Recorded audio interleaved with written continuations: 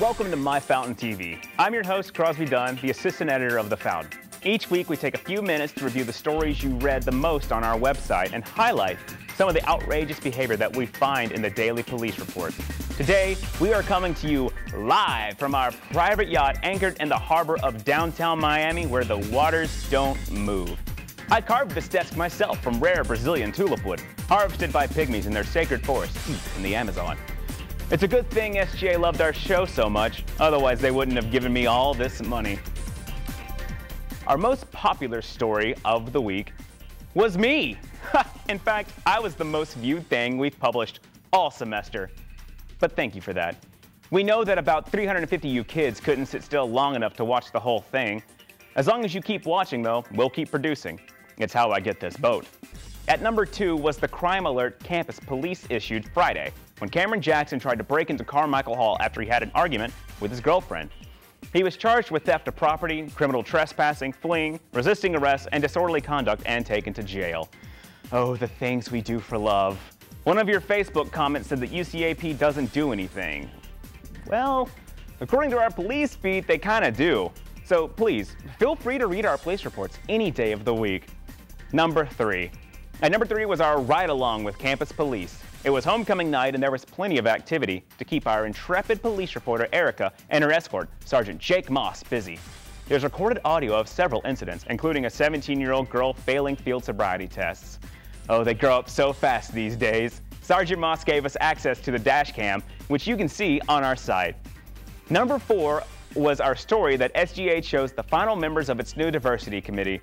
The process started last April over concerns that SGA wasn't adequately representing the needs of international, transfer, and non-traditional students. The new committee will look for ways to better include those groups. Now we can live in perfect harmony. And the number 5 most popular story was the Greek god.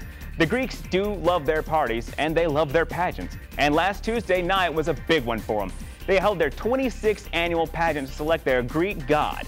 This rodeo of beauty was an event that combines pageantry with partying. Prince Charming, Nick Farr, won. He is the fairest in the land.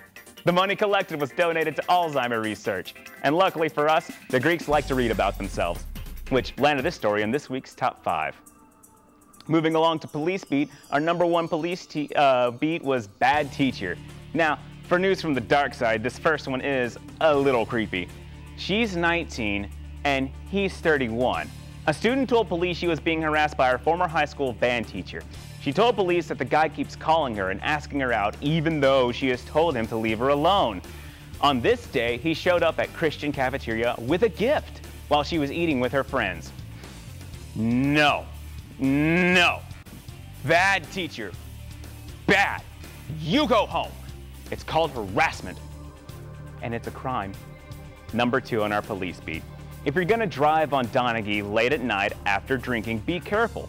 And by be careful, I mean don't do it, like ever. Katrina Sager was getting her colors confused and failed to go when the light turned green. An officer saw it, and she is now the proud owner of her very own DWI. Number 3, don't smoke weed at a car wash. Joseph Womack and 3 others were caught smoking pot while parked in one of the well-lit wash bays at the Shell station on Ferris Road.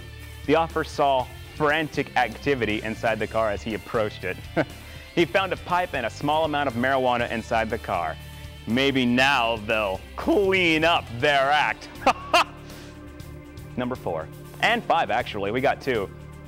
Whenever I had to pee as a kid and I was riding with my dad, he would always tell me to pinch hard. But sometimes you just can't pinch hard enough. We got 2 instances of public peeing here. The first one, we'll call him Drippy, was charged with disorderly conduct and public exposure and was banned from campus after the police caught him peeing in the parking lot beside the Lewis Science Center. The other one, we'll call him Puddles, was given a ticket for disorderly conduct. He claimed he wasn't the one who left the puddle in the parking lot, but the officer saw that his pants were still unzipped. Our October 29th police report includes an audio recording of the officer asking for Germ-X after shaking hands with good old Puddles. Well, that's it for this week's edition of My Fountain TV. We'll be back next Wednesday with more. Remember, tell me what you think, and I'll tell you what I think.